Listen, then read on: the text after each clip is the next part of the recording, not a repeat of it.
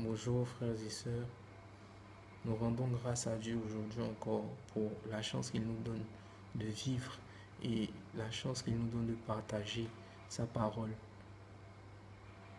L'évangile du jour nous parle du royaume de Dieu et Jésus nous dit que le royaume de Dieu est comme une graine de moutarde. Oui, la graine de moutarde qui devient plus tard l'arbre dans lequel s'abritent les oiseaux du ciel. Oui, il faut un petit grain de foi, de confiance, d'amour, etc. pour que le Seigneur puisse s'installer en nous. L'agriculteur ne sait même pas comment la graine de moutarde fait pour devenir l'arbre. Tout ce qu'il fait, c'est de planter et de veiller à ce que rien n'abîme la semence. Nous aussi, il faut accueillir le royaume de Dieu avec notre petite foi, notre petite confiance et laisser le Seigneur faire son travail. Tout ce que nous avons à faire, c'est de veiller à ce que rien n'abîme cette petite graine que nous semons en nous. La foi, l'amour, la confiance, etc. Ce sont des instruments dont nous disposons pour mener à bien la poussée de cette petite graine que nous avons semée en nous. Jésus compare aussi le royaume de Dieu au levain.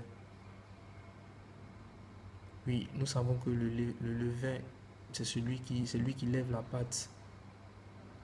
C'est comme la levure dans le gâteau. Un gâteau sans levure, nous savons ce que ça donne. Le royaume de Dieu est discret comme le levain. On a du mal parfois à le percevoir. Mais sachons qu'à chaque fois qu'on a envie de prier, à chaque fois qu'on a une attitude de compassion envers nos frères et sœurs, ce sont des fruits de sa présence.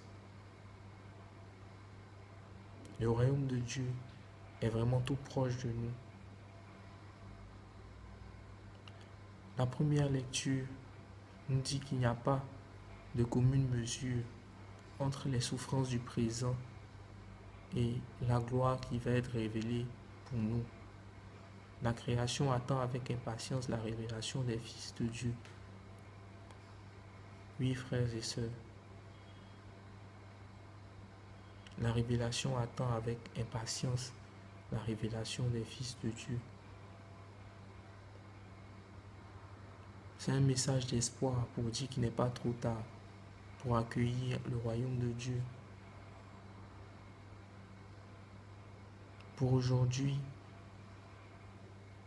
faisons l'effort de demander au Seigneur de disposer nos cœurs afin que nous puissions accueillir sa parole et que nous puissions la méditer,